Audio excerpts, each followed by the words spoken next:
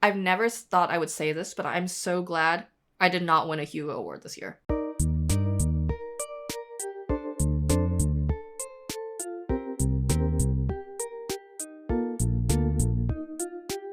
Welcome to Wow If True, the podcast of the wildest memes. We're your one-stop internet culture shop, here to dissect what's going viral, why we care, and how this might affect our real human lives. I'm tangential to some Hugo Awards drama, Isabel. And I'm Amanda. Anyone can be famous on the internet, so why not us? All I know about the Hugo Awards drama is that there's Hugo Awards drama that I've intentionally not looked at so that you can tell me about it on a microphone, because this is a thing that you do when you're friends with a podcast, is you're like, wait, what if you told me this on microphone? Yeah, like, I do think it's funny that we will both be like, don't look at this. We need to talk about it on mic to get some live reactions. Don't look at it. We have to monetize our friendship. Which is like, that's a really regular... I feel like in some ways this is really encapsulating the spirit of Wow If True, where we're talking about how we're monetizing our friendship. It's not even that much monetization. I think we're actually only breaking even.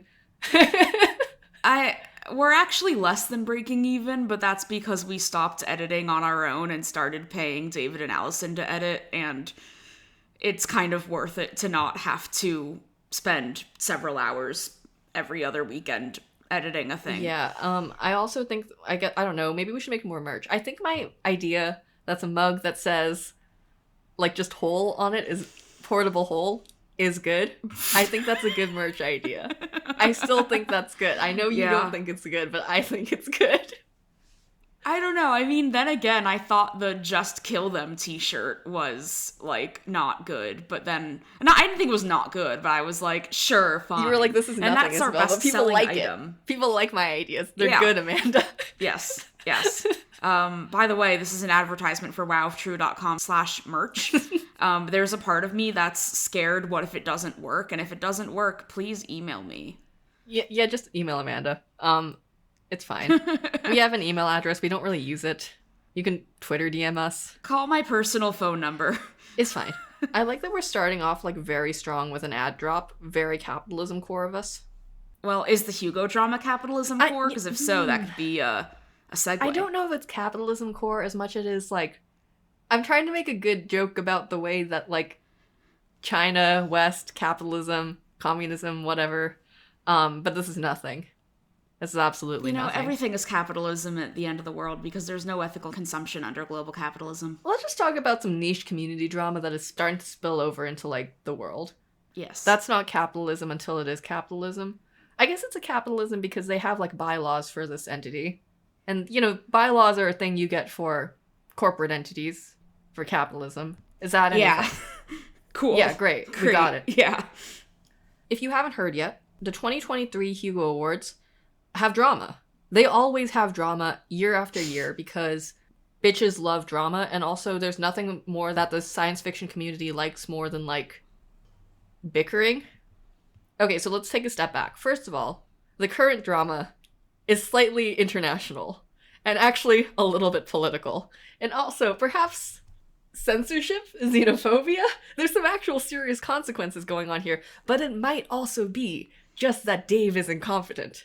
There's a lot of reasons for the drama that could be happening that stem from there's one guy who's being a bitch to the CCP is censoring people. That sounds like a lot of political issues in the US. That sounds like the entire, like, issue with the is TikTok surveilling us drama in Congress, where it's like, does the CCP have access to ByteDance's data, which has access to certain TikTok data? Maybe, but what if it's just one guy being a bitch? Right, like, that's the thing. This could just be that Dave's a bitch. For the record, I don't think that China is looking at our TikTok usage, but hey, I could be eating my words in, like, 2 years when there's some big scandal. Yeah, in 2 years when it's like China has looked at every TikTok ever made by a US citizen. Yes, even that one. This is nothing. Okay, so how much do you know about a Hugo Award? Should I just start with, like, the 5,000-foot level overview? I know that the Hugo Awards are, like, the Grammys for science fiction. Sure, great, love that. We'll start there. I know that they're in China this year. Yes, so the way that the Hugo Awards work, and I'm going to give you a background on how Worldcon and the Hugo Awards work, and it's going to be a really shitty background because if you want to actually get into this, you have to, like, get into it because it's complicated. The reason being that the Hugo Awards and Worldcon are basically they're like, I believe they're like the oldest like science fiction convention, so it kind of started out with a bunch of guys being like, yo, we are all friends in this community and we want to get together and do a thing. That is not really what happened, but it is kind of the spirit of what happened. So a lot of the Hugo Awards comes from like, you know that thing where an organization grows over time, but because they started from like 4 guys, you have a lot of like weird shit that just started with the 4 guys, and now it's overcomplicated because it's not like 4 guys anymore. It's a international convention that costs like $1 million, and it's like you got to get volunteers and you got to get a new city every year. That's basically every single startup that's ever existed. Yeah, so it's like essentially every year you're just doing a new startup. The reason being that Worldcon has no continuity between year to year. Essentially what happens is that a city will put in a bid for hosting Worldcon like 2 years after the current Worldcon. And basically the way that it works, to my understanding, is people will have like parties at Worldcon and be like, we would be good at hosting. Here's the reasons we're good at hosting. Vote for us. Anyway, so is Worldcon just the thing that the Hugos happen at? So the thing is that Worldcon is like the convention. Okay. Which is in charge of administering the Hugo Awards from year to year. So the Hugo Awards are the thing that is held at Worldcon that you can vote on if you are a Worldcon member, which costs like $60. So the thing is that Chengdu won the bid for Worldcon a couple years ago, which everyone in the West, the general consensus was very split because some people were like, hell yeah, globalism. China has a huge science fiction community. And other people are like, oh god, oh fuck, the censorship. Also, I don't want to go to China. And also, I'm xenophobic. But also, have we talked about the censorship and the fact that some of the people who want to go probably could not go to China?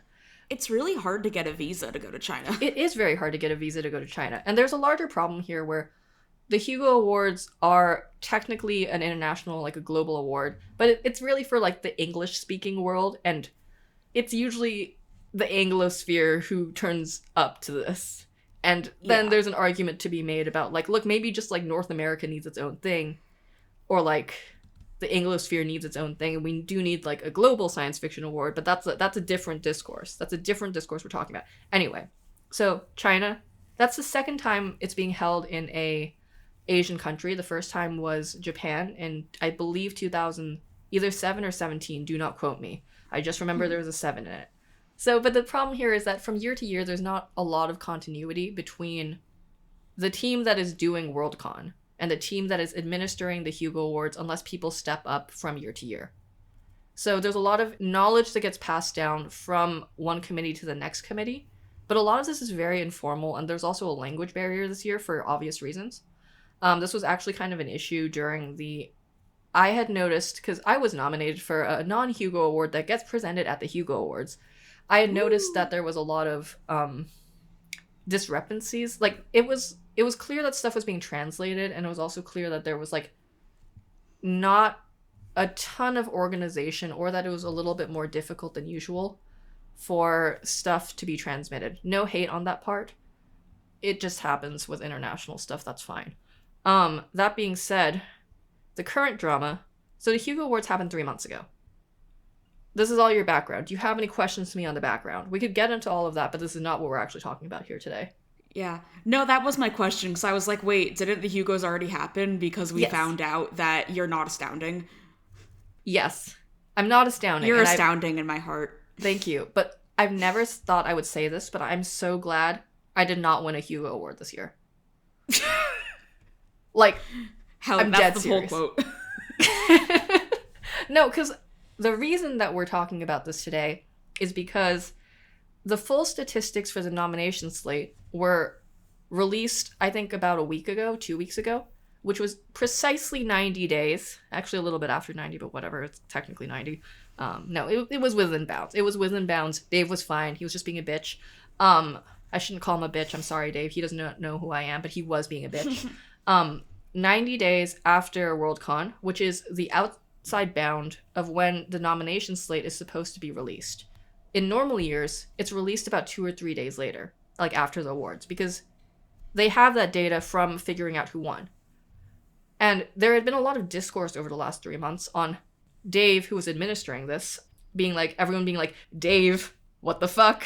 Where are they? Dave. And Dave arguing with people on Facebook.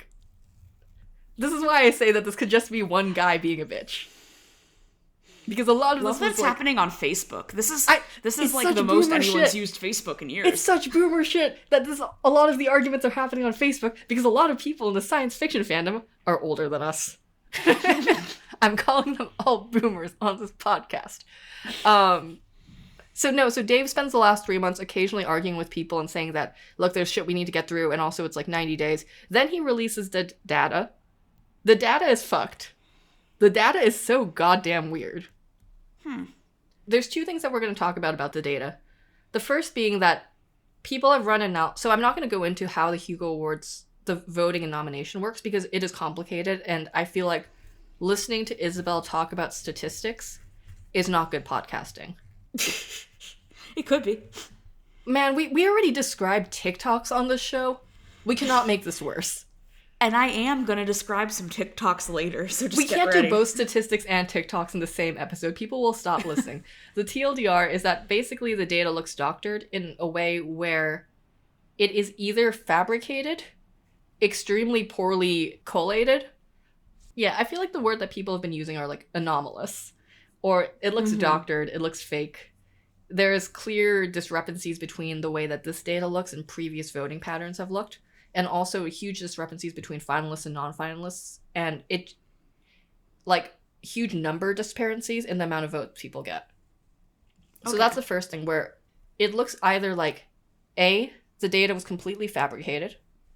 B, and then if the data was completely fabricated, it's like, was this malicious? Or did somebody just not realize that you had to keep the data afterward? And then try to come up with something that looked realistic. These are both options that people have talked about. Oh my god. Right? I like your little sigh here where it's like, Jesus Christ. I like how the options are like communist censorship or incompetence. God, we haven't even gotten to the communist censorship, because it could be censorship, but okay, so Heather Rose Jones. Well, I assume that's where it's going because the China of it all, and the reason why we're talking about this to begin with. We have not even gotten to that. So, oh no, the site that a lot of people have linked to is Heather Rose Jones doing an analysis of the data, and basically comparing it against the Sad Puppies year, which is the other time that the Hugo Awards were co-opted by a bunch of conservative authors. Sad Puppies years? Sad Puppies year.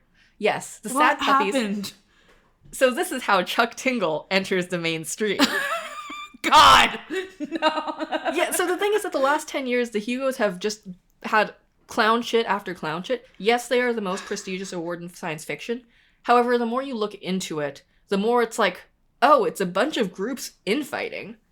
I mean, this was love mostly. The thing is, there's 4 people in the science fiction community. So and then there are the 4 guys who started the Hugos and don't know what they're doing. Exactly. There's only 4 people in any sort of situation. What's not clicking. Okay, brief interlude to talk about the Sad Puppies. Basically, the Sad Puppies years were when a bunch of conservatives were like, yo, we think shit is too woke, and we think that this way that this is voted on is fucked, and also we want to really fuck with the system and just show that shit's fucked. And also that it's there were a lot of reasons, and none of them were really good. Because, I feel like we're pretty left-wing on this podcast, and we were kind of yeah, it sucks when people try to fuck with things because they're conservative. Yeah. Yeah. But basically, there was a block push to fuck with the Hugos and get certain people on the final ballot. This is how Chuck Tingle ends up on the Hugos. That's how he's entered the mainstream. This is... Chuck Tingle is an accidental conservative plant. Yes, because they were just kind of let's take this insane person and put them there. And then Chuck was bet. Incredible. Yeah, and then Chuck takes that, reverses it, is delightful constantly, We are very pro Chuck Tingle on this podcast. But so that's how that happens. I'm explaining this horribly because I was not expecting to talk about this, but that's a sad puppy situation. That was the other time the Hugos were fucked with. This data looks worse than that time. Oh no. Which is why it's like, okay, it's doctored. And I'm not going to go into an analysis of why it's doctored other than to say, yeah, dog, it looks fake. So then it's like, okay, who did this? Why did they do this? Is it incompetence or malice? And then we get into the second part of what's fucked about it. The second part of what's fucked about it is that there's a number of people who are disqualified from their category for unknown reasons. Huh. And that is what a lot of the news articles have picked up the reporting on. Hey, why are these authors who are very popular and who were kind of shoo-ins to win their, like, category, why are they not here? The two that I think are that people will recognize is Debacle was not included. By R.F. Kuang, which won a lot of, was either won or was on the slate for a lot of different awards that are of similar caliber. So it was a real surprise for everyone that it was not included there. And people kind of assumed that either there was a difference in the voting between these, the way that the voting shook out between the awards, or, and like maybe that there was like a difference in what science fiction readers in China were interested in, or that R.F. Kuang had declined it, except R.F. Kuang publicly said that she had not declined it. The other is that Jiren J. Zhao, who wrote Iron Widow, was disqualified from the Astounding Award ballot despite being in their second year of eligibility. And also, this is a category I'm in. So, nice. Huh. Kind of makes the whole thing feel a little sour in my mouth, and I don't really want to talk about it online, because, like, you know, what do I say about that? Like, sorry, man. Yeah. What's going on there? Like, you didn't, like, do anything. I didn't do anything, but it's like, man, I was on this ballot and I was kind of excited about it, and now it's like, damn, the whole thing may have been fucked with. And that's like, and then, like, you'll notice that these are both, like, Chinese diaspora authors, but it's not just people who are Chinese diaspora who were not included, and I'm not saying that all Chinese diaspora writers were excluded. Like, there are people, like, John Chu was on there, and he's diaspora, and he was not, like, ineligible or whatever. And there's also, like, people who are not Asian. Like, Paul Weimer, I've never heard his name in real life, was deemed ineligible for Best Fan Writer with no reason. Yeah, there's a bunch of stuff like that. And it's like, the lack of explanation here indicates that the reasoning behind the exclusion is not good.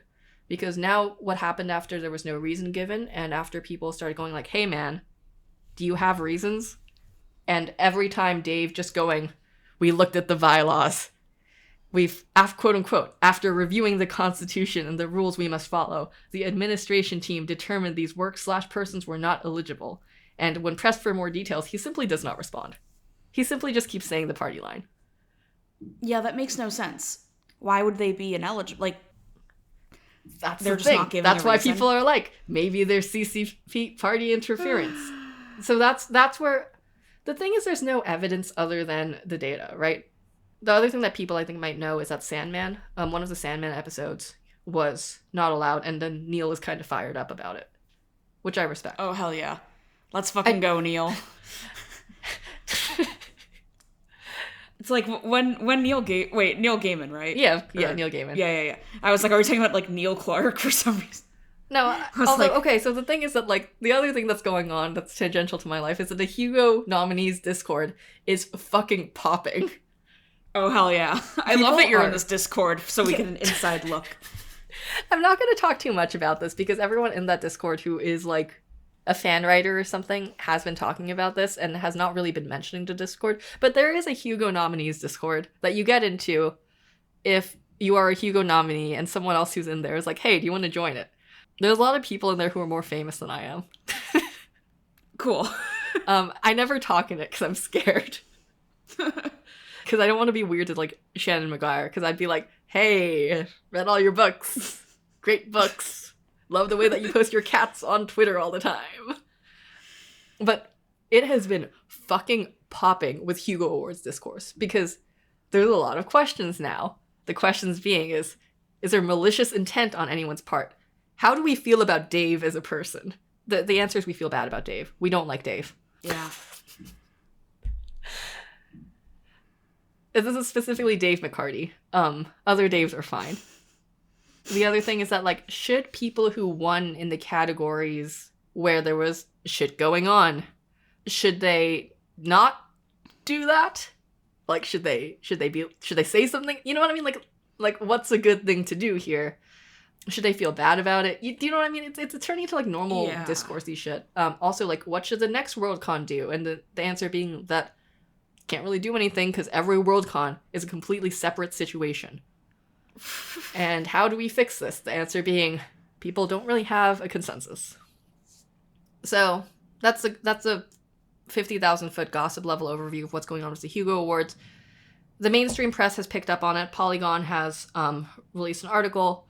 There's an article in The Guardian. I think there was one in the New York Times. The angle that a lot of mainstream press is taking is that they're taking a, oh yeah, China is censoring people approach, which I actually think is a little premature.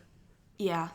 I think that's the easy answer. I don't necessarily know that there's proof other than the data looks fucked and this thing is happening.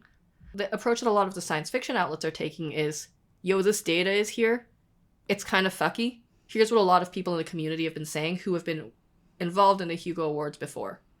The other interesting thing is, on a parallel track, people are talking about this in China. And the Chinese fandom is apparently also pretty pissed about this, because it makes them look bad on the world stage.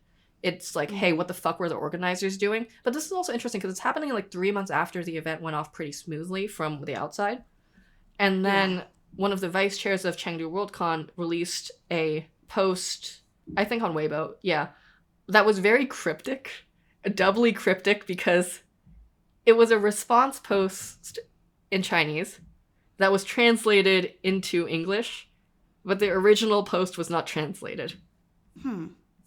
This is a translation that I think is good, and this is from Blue Sky Skeet. I hate that we say that. I hate that. I love it. It's so bad. So Angie Wang posted 3 days ago, for anyone reading this thread, here is Pomelo's much better translation of this cryptic post by Lazi, one of the vice chairs of Chengdu Worldcon. And it's like, the shit was bound to hit the fan sooner or later. I tried to prevent it from happening, but got totally crapped on, and then a certain someone cut ties with me. So it's like, it almost sounds like this is... Oh my god. Yeah. Hope it's like you know a riddle. now why I tried to prevent it, because I saw that some positions were booby-trapped and exploded if you took them, but small-minded gossip slandered me, behind my back, as trying to steal others' thunder. Your good intentions might get your names dragged through the mud, but it doesn't matter as long as your own conscience is clear. And this sort of stuff indicates to me that almost that it was more... My guess is it was infighting in the Hugo's committees, more than it was, like, top-down stuff, other than the fact that if you do anything in an authoritarian country, you are thinking about how the government is going to take it. Yeah. So damn, that's a thing. So this is all I got for you. That's the state of the Hugos. People are talking a little bit about whether the award's still, like, is this good? Is it a good award? And then immediately everybody's Hugo's posting again, because now the nomination phase for Glasgow Worldcon, which is happening this August, has opened, and then everyone is immediately like, hello. The other thing that people are talking about is, why are people so fucking fired up about the Hugos when there is the Israel-Palestine situation happening? So, you know. I mean, I don't think that one thing happening makes you not care about anything else. No, I agree with that take. It's just, I'm just saying that we've escalated to the point in this discourse where we're bringing in the other 5 discourses. Yeah, I mean, I think human beings are capable of caring about many things at once. Mm-hmm. And people often distract themselves from bad things by caring about less bad things. Mm-hmm. This has been Psychology with Amanda. Anyway, want to move on to my list of Amanda's things, which is how I have it written on our script. Yes, I would love to hear the list of Amanda's things after my vaguely incoherent explanation of the Hugo Awards. Just to read every bullet point to start, just because I don't know, my notes are always unhinged. Taylor Swift deepfake drama. How I got subtweeted by Daniel Ek, CEO of Spotify. People quitting YouTube ? Boop snoot parentheses or my new favorite guy on TikTok. Let's start with Taylor Swift deepfake drama. So this week someone made deepfake porn of Taylor Swift and posted it on the internet where it went viral, and that's bad. That's bad. Yeah, it's not good. It's not good. So they mostly went viral on Twitter, and what happened was like people started searching things like Taylor Swift AI because they were looking for it. And then a bunch of Swifties started clogging the searches for things like Taylor Swift AI, Taylor Swift deepfake, just by kind of like using those phrases in posts and then being like, if you're searching Taylor Swift AI, you're a pervert and things like that. And like there was this whole like protect Taylor Swift thing trending, and people were freaking out about it, which a lot of people react to it by being like, ugh, Taylor Swift. But I'm like, I don't really think the Taylor Swift of it all is that important. I think it's just like, if this kind of thing happens to anyone, it is bad. Like, Yeah, it's just that she's high profile about this. Like, it's like... yeah. I mean, I think the takeaway here, like, to paraphrase a tweet that I saw, it's like, yeah, the issue is not, oh my god, if celebrities experiencing the horrors, it's, if it could happen to her, it could happen to you. Yeah, for sure. Yeah. And that's like also kind of what Swifties were organizing around, was the idea of like, Taylor is going through this and showing us that this can happen to any of us, because it can. And like deep fakes have been an issue for a while, but generative AI has just become so much more accessible in the last year or so. And whenever there's technological innovations, people will use it both, one, for porn, and two, to do bad things to people. And this is a combination of both of those things. And it kind of just brings up my general ongoing angst of, I think it is bad when tech companies and power players in the tech world are more concerned about profits and acceleration than they are about how it affects human beings. Yeah. And of course, not to be like angry feminist about it all, but part of that is because so many of these companies are very dominated by men. And of deepfake porn, there are statistics that like 99% of deepfake porn is of women. Yeah. And I mean, we also just know from being in a society that women are often more publicly victimized in sexual ways, which this happens to anybody. Like, men can be victims of sexual assault and abuse, but like on the internet where there are misogynists with these tools on 4chan and shit, this didn't happen on 4chan, but like it could have. It was sort of inevitable for there to be some big blow up of this, and it sucks that it happened to anyone, let alone Taylor Swift. Some other like interesting facts about this, which came from 404 Media, was that this originated in a Telegram group and that they were using tools from Microsoft. And a lot of these generative AI tools, because of copyright reasons or like safety protections, they'll make it so that you can't search like Taylor Swift when you're inputting a prompt. But you could, like, the way they got around it was by doing like Taylor quotations singer Swift, and then that would generate Taylor Swift. Or it's like, maybe you can't say like insert sexual phrase here, but you can like work around it. And I mean, we even saw this with like those Facebook AI stickers that came out recently where you can type in anything and it'll make AI stickers. Like, I can't even remember what I typed in, but I typed in something like, oh, if you do Italian plumber, you will get Mario.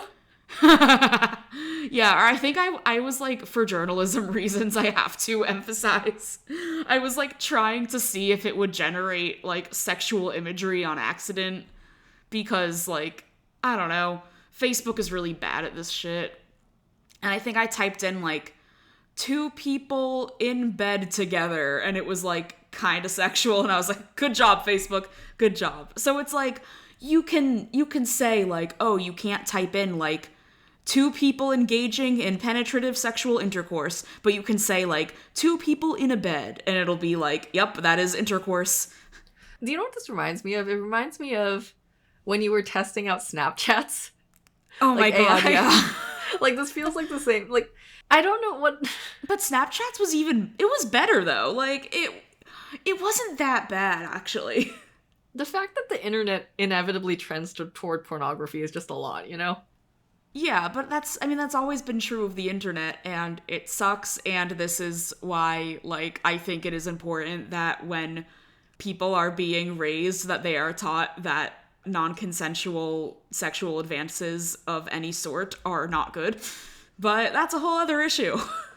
Yeah. Man, like, I feel like I don't have anything to say about this other than, like, it's crazy that Taylor Swift... Like, of course this happens... A, of course it happens to Taylor Swift. B, of course Swifties start acting insane about it, affectionate. Like, I think that Swifties are correct in most cases, actually, including this one.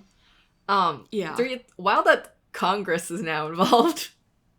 Yeah, so...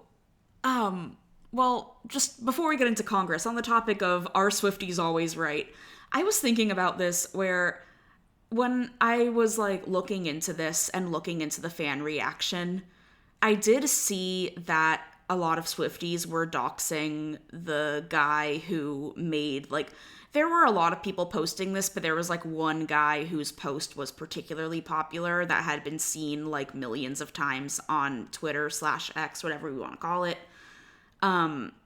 And people were trying to dox that guy, but then it turned out he was, like, a guy in Canada with a popular Somali name and living in a place where there's a lot of people from Somalia. I might be getting that wrong, but it was, like, something like that. And then so they're, like, there was concerns of, if you're looking for a guy with a common name in Toronto, you can really easily fuck that up. And I think that's an issue with mass doxing, is sometimes it can get the wrong person. But on the other hand, I'm like, I don't know. I kind of am like, this guy should know that posting AI generated non-consensual porn of someone is terrible. But also, like, is fighting the hateful behavior with further hateful behavior the move? This is getting really philosophical for something that's like Taylor Swift.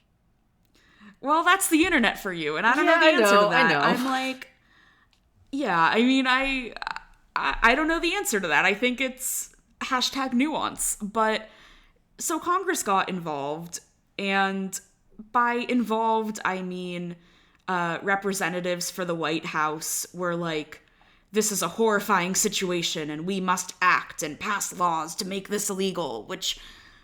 Yeah, but I think internet law is a lot more complicated than that. Here the tables are turning. I'm talking about internet law. Oh, so, fuck. Is this legal advice, Amanda? Yes. To start out, like, also currently, like, when we're recording this on Sunday before, like, Sunday, January 28th, right now on Twitter/X, if you search Taylor Swift, it, like, you can't search that. Huh. You can't search Taylor Swift AI. Like, they just completely, like, took it down. Which also calls into the question of, like, so why can't you make it so that you can't search, like, Nazis? I don't know. Yeah, because, I mean, that's always the thing. Like, that's a problem with, like, I feel like we've talked about this tangentially. Not even tangentially, like, a lot of times where it's just, like, you're subject to the whims of the governance of whatever company's, like, social media. Do you know what I mean? Like, yeah, you could do this the entire time. But then again, it's like... But then, so, like, I mean, there is... Wait, I'm going to talk about law for a second. Yes. This is not legal advice. It's also me remembering my con law stuff from, like, 4 years ago. There was an interesting thing where there was a distinction between how much editing you're doing on your platform before you can start arguing that it's, like, it is your... If you just allow everything... then it's like, all right, fine, it's everything. But if you start editing it, then it's like, maybe now you're responsible for stuff. And that's like a different legal it's two different legal buckets, and I think one of the things is that a lot of internet forums do not want to fall into the bucket where they would have more responsibility for legal purposes. Yeah, I think also, I mean, if these conundrums of content moderation are interesting to you, there is a kind of tongue-in-cheek but actually very informative game called Trust and Safety Tycoon that was built by the website TechDirt, which is a very good website. It is not TechCrunch, but I did tweet that I think that TechCrunch and TechDirt should merge so that we can be called Dirt Crunch. That's a bad joke, but that is a joke that I stand by.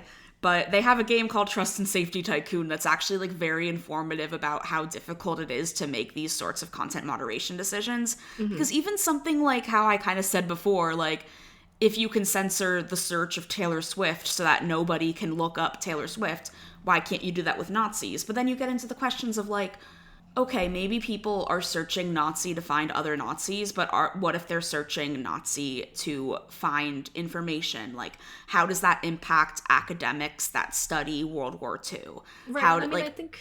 yeah, Sorry. Like, I think if you get to the point where you're censoring words, then what happens is people like it's like how people on TikTok will just say unalive, and how yeah, on like Chinese social media, the CCP will just keep censoring stuff, and people will just keep coming up with a metaphor for it, like. Language evolves to meet the parameters it's forced into. yeah. Yeah, so I don't know. That's a great point. I can see an argument here for, as a temporary measure to stop something from happening, it makes sense to ban search of a word. If you want people to completely stop talking about something, that doesn't make sense. They will keep doing it. They will just use more esoteric bullshit to talk about it. I don't know. Yeah. And for what it's worth, like, the Swifties acted pretty quickly. Like, when I was writing about this on Thursday, I believe, and, like, I wasn't necessarily seeking out the image because I don't want to see that, and I don't think anyone should seek it out. But, like, for the purpose of writing about it, I was searching, like, Taylor Swift AI, which is how I saw that the Swifties were, like, flooding those search terms, which I think is very smart of them. But, like, I couldn't find the image, which I think is really good. But I also think that this is when Taylor Swift's fame is relevant in some way, because, I mean, if this happened to one of us, like, we don't have millions of fans to, like, flood the tags. But I have also my the flip side of that. 8,700 Tumblr followers. Is Hell that yeah. anything? Yes. But the flip side of that, too, is that, like, if someone made deep fakes of us, please don't do that. But there's obviously a lot less interest in us than Taylor Swift. So it's sort of like back to the point of this happening to anybody is shitty, even if they're a billionaire with a lot of power. Even if it's Taylor Swift. Yes. Yeah, okay. But back on the legislative part, I just want to point out, like, there have been some movements over the last few years in the US to try to legislate against AI deepfakes. And, like, this has become a problem in high schools where, like, high school boys are making, like, deepfake porn of girls in their classes. And by that, I mean, like, this is happening at, like, a couple of schools that have had articles written about them. This, like, I don't want to, like, make a vast generalization, but, like, this is a thing that is happening, and it's kind of getting out of control. And in 2019, the representative from New York, Yvette Clarke, introduced the Deepfakes Accountability Act, which has since been reintroduced. But I just want to point out, the Deepfakes Accountability Act, it's an acronym. Deepfakes. It stands for Defending Each and Every Person from False Appearances by Keeping Exploitation Subject to Accountability Act. Do you think there's like a guy in Congress whose whole job is just to come up with the acronyms that sound good? Yes. Imagine that being your job. Being like the Congress acronym guy. I want that job. I think that's like like a the great only job. good job in Congress. Honestly, the only good job. Like, okay, here's my pitch for this position. It's a nonpartisan position that, or no, I think it's a partisan position. I think there's two of them. Or each party has one, and, you know, like, and that whenever you have an idea for a bill or something, you gotta go down. I do think as part of this, you have to go through the tunnels under Congress. So for some reason that feels important to me. Yes, there's like an underground layer where they do this. Exactly. That, what I'm or saying that is their that their office office is a dungeon. Their office is connected to the bowling alley. Exactly. And then I think you have to, like, you have to go in and then you have to, like, petition for a good acronym for your idea. And if they can't come up with anything, your bill's fucked. You can't do it. But, like, this stuff happens all the time in Congress. Like, this is not, like, Yeah, that's unique. what I'm saying, is that they always do a fucking acronym. So I think there should be a guy who makes the acronyms. I think what's unique about this is that usually the acronym is, like, CHIPS for talking about computer chips. But this one is deepfakes. That is 9 letters. They did a pretty good job. The guy next to the bowling alley, he did great on this one. God, we gotta get this fictional guy on the podcast. A new character has entered the pod. At some God. point, we're going to come up with a name for him. It's going to be all over for you guys. All right, okay. Do you think I can convince my editors to, like, let me do a deep dive on who named the Deepfakes Accountability Act? I think you probably could, and I'm saying that partially just because I want to read it. Okay, I'm about to email Yvette Clarke, who has more important things to deal with as a member of Congress, but, good idea. Anyway, AI deepfake porn is bad, and Taylor Swift, I hope that you take your private jet to somewhere relaxing this weekend. I don't want her to take her private jet because she's been using that a lot, and it's bad for the environment, but I hope she goes somewhere relaxing. Anyway, Okay, what else but you then got again, for me? like, the Taylor Swift private jet thing, also, it's like, she can't, like, go on a I don't want to plane, endorse like- it. That's all I'm saying. I don't want to endorse it. I don't want to endorse it either. I think that she should not be using a private jet this much, but also, like, she literally cannot safely take a plane. I think people should be less weird about Taylor Swift. I think that's the conclusion I've come to. Me too. I think, like, hero worship of any human being is something that makes me uncomfortable. Okay, on that note, but how do you feel about Alligator? Okay, so the alligators. I have a new favorite guy on TikTok. It is at 2 guys and some land.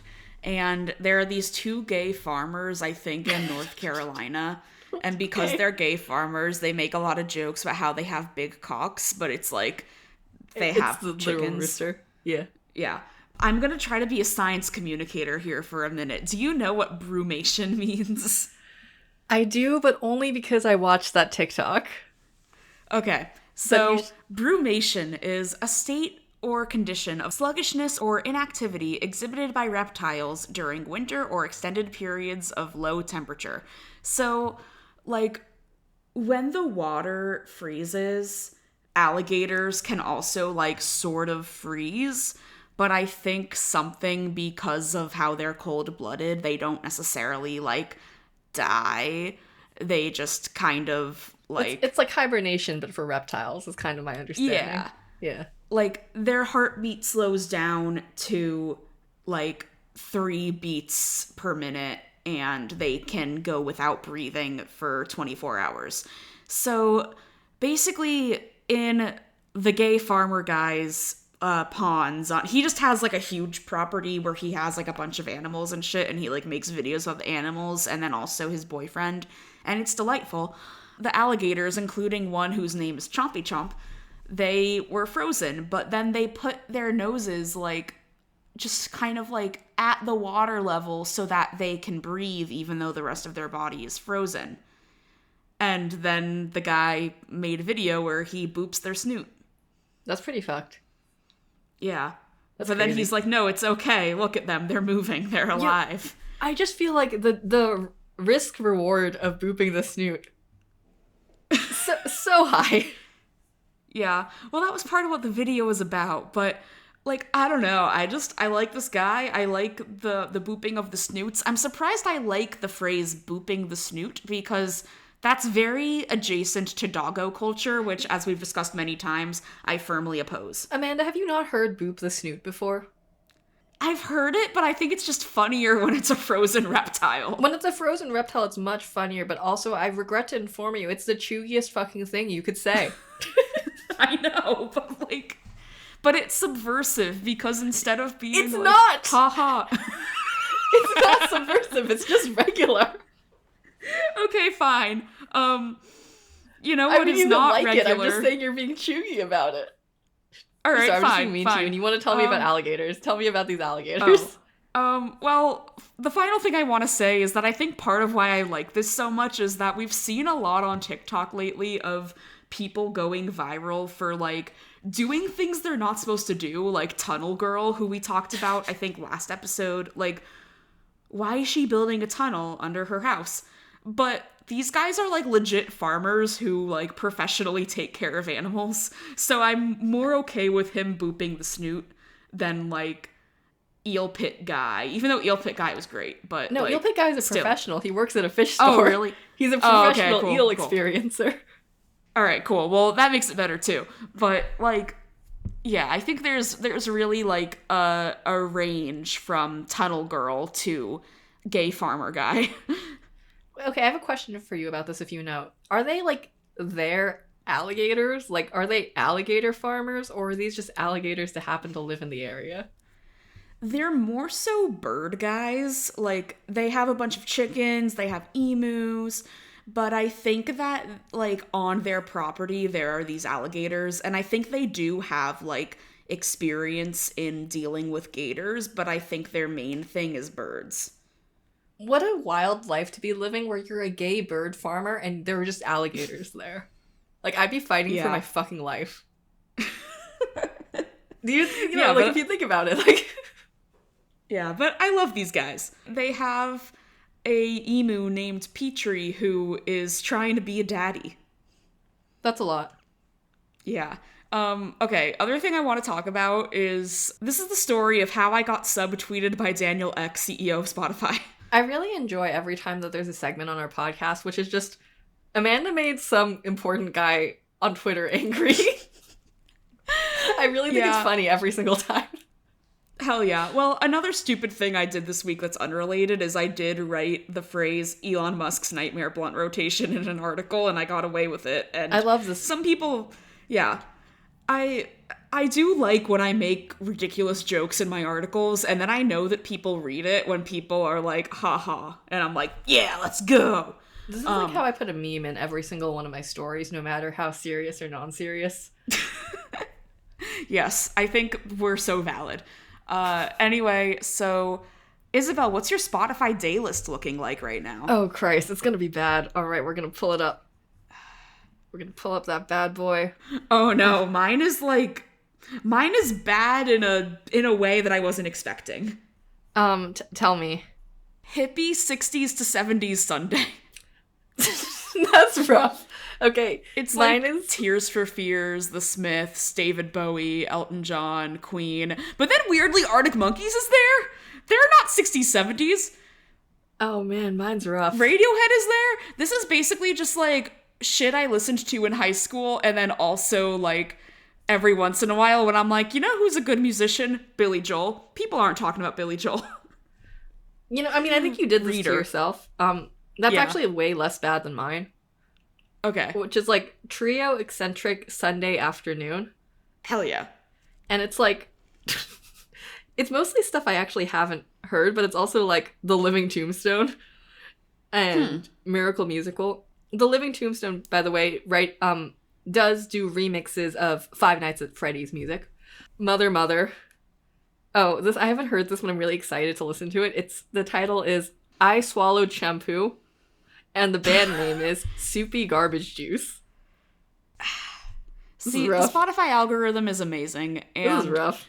Speaking of the Spotify algorithm being amazing, so day lists are basically like a feature. They launched in September, but like Spotify makes these insane things like the day lists, which every couple hours you get a new playlist based on what you listen to at a certain time of day.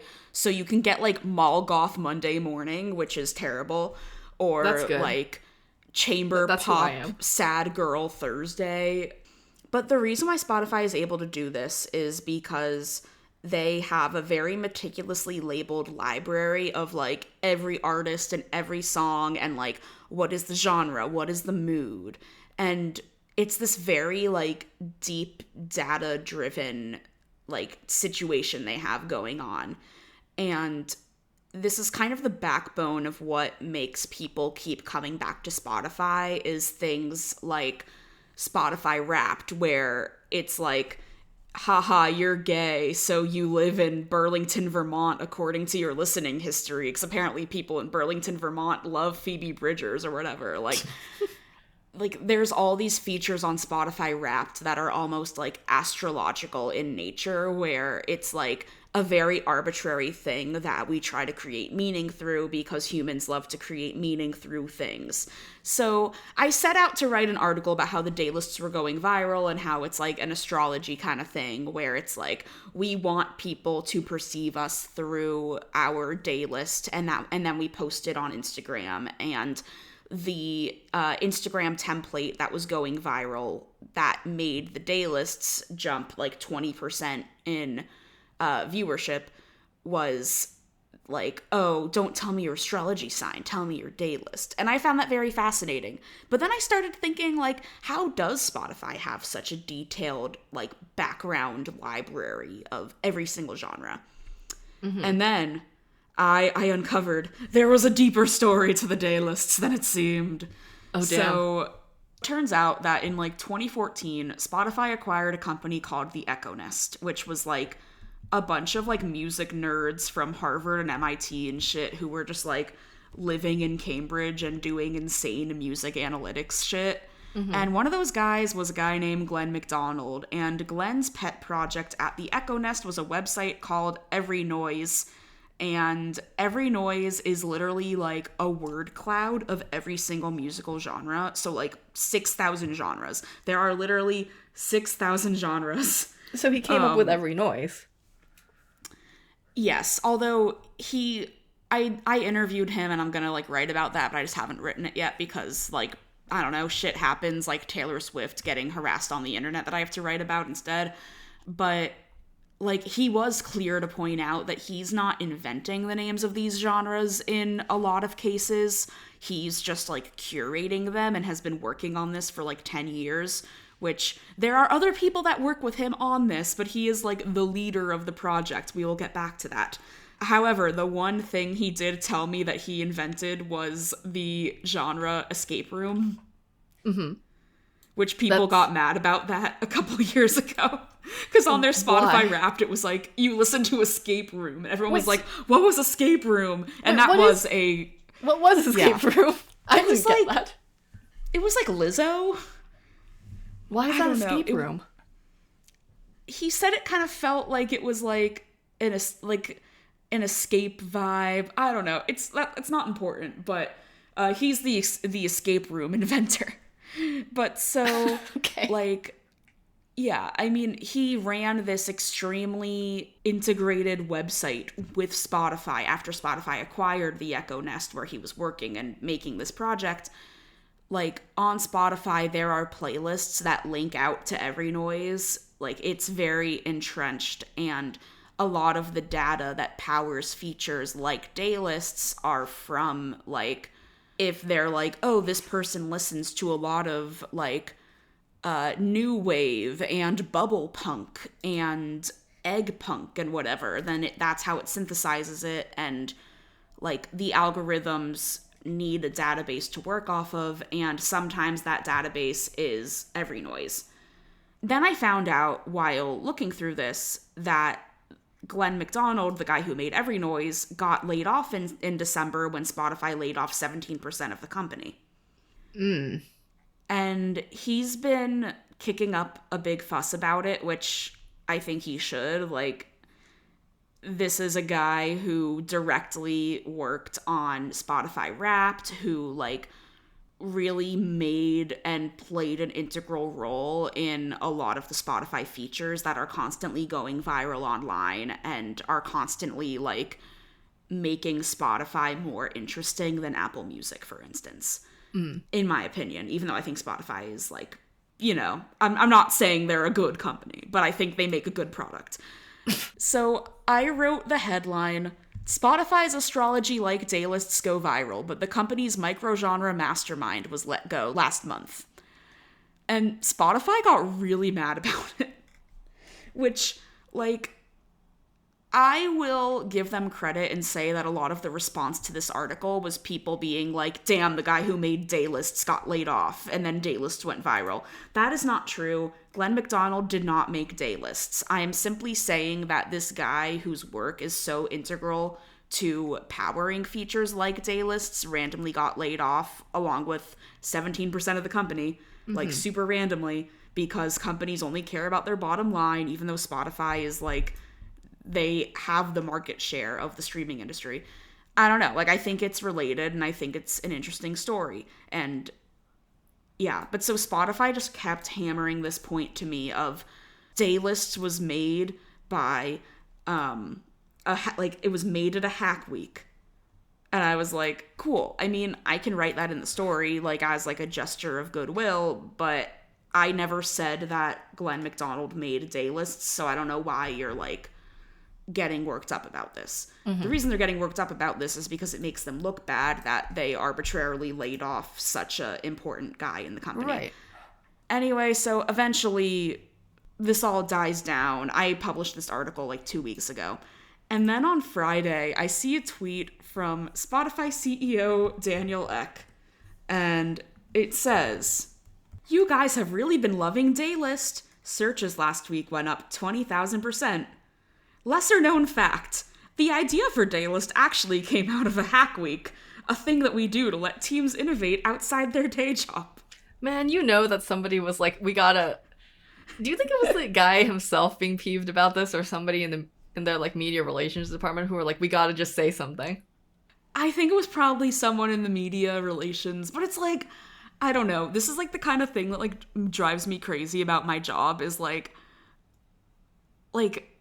you get gaslit by companies a lot. And I understand from their perspective that they're like, hey, you made it look like this guy invented Daylists and then got let go, which I do agree with them that people don't read articles critically, and if they just look at the headline, then maybe they can glean that incorrectly. But I don't think that's what the article says. I don't think that's what the headline says. I do. So he was just being pissy. Yeah, and I do see how some people read the article incorrectly because people don't know how to read, and media literacy is a huge issue. But anyway, I think Daniel X subtweeted me. I think it would be very powerful if you retweeted that with commentary. You shouldn't do this, but it would be funny. I did, internally, to the person who showed me the tweet, I did send back a meme that was, the guy yelling in the girl's ear that says, "Actually, Daylists was created at a hack week. Lesser known fact." Yeah, but good. I need to, keep it cool for a little bit. Anyway, so, on that note... I feel like all we've learned here today is that social media is bad, and we shouldn't be on it. We should, because we need a podcast. I think everyone should buy our merch, and I'm gonna make that whole Yes. mug that you don't believe in, but I believe in. Cool. I'm okay with it. Let's do it. If you like this episode, tell a friend. Word of mouth is how we grow. Thank you to all of our patrons, and shout out specifically to Zoe, Bray, Andromeda, Thea, Brian, Gabriel, Lada, Matt, Max, my sugar daddy Sam, and Aaron's husband. If you want your name in the above or in our Twitter header, slide right into our Patreon at patreon.com/wowoftrue. Shout out to audio editors Allison Mills and David Newtown, graphic designer and Canva warlock Eric Silver, who made our logos, Sam Reiser, who made our podcast music, and Tessa Farah, who's transcribing our episodes. You can find us on Twitter as @WowofTruePod and Instagram and Facebook as @WowofTrue. Had your 15 seconds of internet fame. Slide right into our Twitter DMs and tell us about it. And until next time, let's get weird on the internet.